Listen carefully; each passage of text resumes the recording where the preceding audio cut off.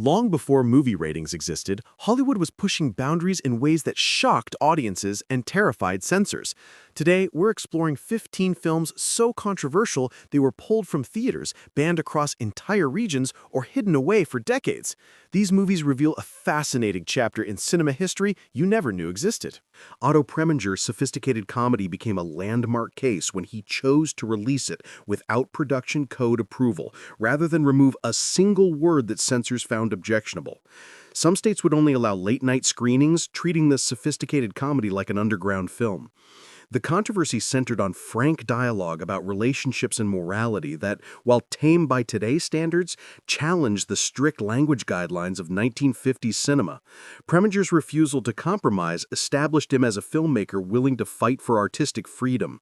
The film's success, despite censorship problems, helped weaken the production code's authority and pave the way for more mature content in mainstream Hollywood films.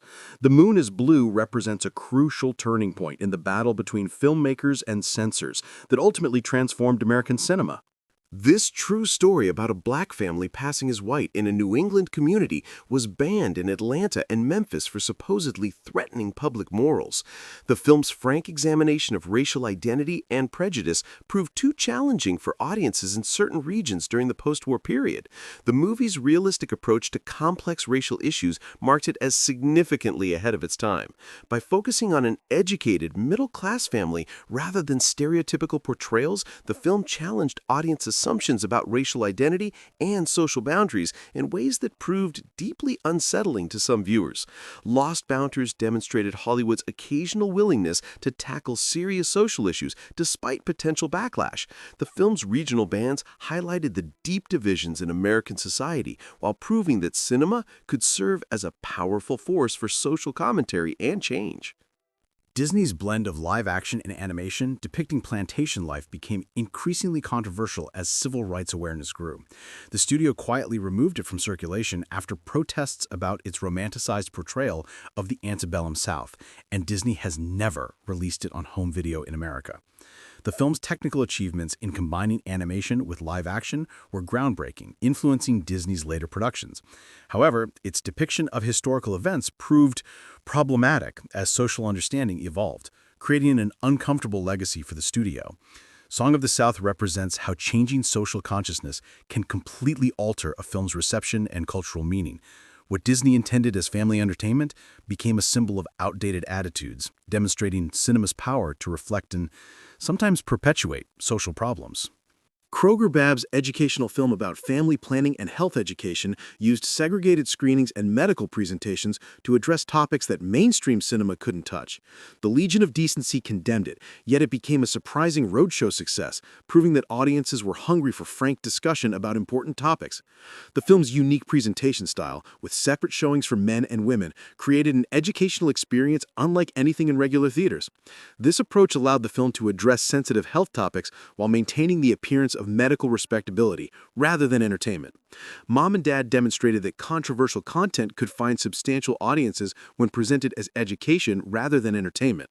The film's success influenced later filmmakers and distributors who sought ways to address mature themes while navigating censorship restrictions through creative marketing and presentation strategies.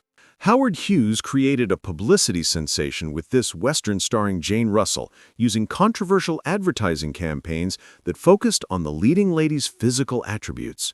The Production Code Administration refused to grant its seal of approval, forcing Hughes to release the film through limited runs that generated enormous public interest through scandal. The film's marketing campaign became as famous as the movie itself, with Hughes deliberately courting controversy to generate publicity. This calculated approach to scandal marketing established techniques that Hollywood would continue using for decades, proving that controversy could be profitable. Despite the publicity focus, Jane Russell delivered a strong performance that launched her career. While the film itself offered solid Western entertainment, the controversy overshadowed the movie's actual merits, demonstrating how censorship battles could completely reshape public perception of artistic works. Originally created as an educational film warning about marijuana's supposed dangers, this movie became notorious when exploitation filmmaker Dwayne Esper recut it for sensationalized roadshow presentations. The film's over-the-top portrayal of marijuana's effects made it unintentionally hilarious, leading to midnight screenings that attracted audiences seeking entertainment rather than education. The movie's wildly exaggerated depiction of young people's behavior under the influence created a cultural phenomenon that outlasted its original purpose. What began as serious propaganda became camp entertainment, demonstrating how audience attitudes could completely transform a film's meaning and impact. Reefer Madness eventually became a cult classic precisely because of its earnest absurdity. The film's second life as midnight movie entertainment showed how controversial content could find new audiences through alternative distribution methods, paving the way for future cult films and midnight movie culture. Another Dwayne Esper exploitation film about the supposed dangers of marijuana use, this movie toured the country with live lecturers because mainstream theaters refused to book it. The film's sensationalized approach to its subject matter made it too controversial for regular distribution, forcing it into the underground grindhouse circuit. The movie's touring presentation style, complete with medical experts and educational lectures, created a unique form of entertainment that blended cinema with live performance. This approach allowed the film to reach audiences despite widespread censorship and distributor reluctance. Marijuana represents the exploitation film industry's ability to find audiences for controversial content through innovative distribution methods. The film's impact extended beyond entertainment, contributing to public discourse about social issues in ways that mainstream Hollywood films couldn't match due to censorship restrictions. This sequel to the popular Tarzan series featured a swimming sequence with Maureen O'Sullivan that became legendary for all the wrong reasons. MGM was forced to remove the controversial scene, and it remained cut from prints for decades, becoming one of cinema's most famous cases of studio self-censorship. The film represented the end of an era when adventure movies could include more mature content without extensive oversight. The swimming sequence, while brief, violated emerging standards about what could be shown on screen, marking a turning point in Hollywood's approach to content regulation. Beyond the controversy, Tarzan and his mate offered spectacular jungle adventure with impressive stunt work and exotic locations. The film's production values and Johnny Weissmuller's iconic performance helped establish the template for action-adventure cinema that continues influencing filmmakers today. Barbara Stanwyck's powerhouse performance as a woman using her charm to climb the corporate ladder created one of pre-code Hollywood's most memorable characters. Warner Brothers was forced to reshoot the ending to make it more morally acceptable, then pulled the film from distribution entirely just weeks after its release. The film's frank depiction of a woman taking control of her destiny through relationships with powerful men challenged traditional gender roles in ways that made censors deeply uncomfortable. Stanwyck's character refused to be a victim, instead becoming a master manipulator who turned societal expectations to her advantage. Babyface represents the brief period when Hollywood films could explore complex moral territories without clear-cut heroes and villains. The film's sophisticated approach to power dynamics and ambition created a character study that was decades ahead of its time, making it essential viewing for understanding pre-code cinema's remarkable boldness. Tell the story of William Faulkner's controversial novel Sanctuary. This film tackled themes of violence and victimization that proved too intense for Depression-era audiences. The story's dark exploration of human nature and justice prompted several states to ban it outright, while others demanded significant cuts. Miriam Hopkins delivered a powerful performance as the title character, bringing Faulkner's complex protagonist to life with remarkable authenticity. The film's unflinching examination of difficult subject matter showcased Hollywood's occasional willingness to tackle serious literary works despite potential backlash. The controversy surrounding Temple Drake contributed to stricter enforcement of Hollywood's moral guidelines. Censors used the film as an example of content that went too far, helping establish boundaries that would govern American cinema for decades. This makes it a crucial film for understanding how censorship shaped Hollywood's golden age.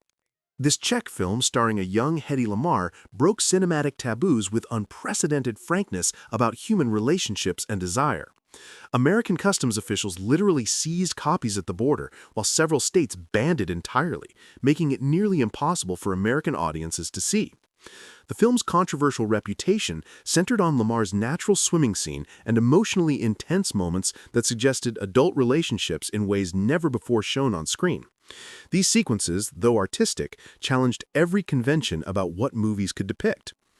Ecstasy represented European cinema's willingness to explore mature themes with a sophistication that American films couldn't match.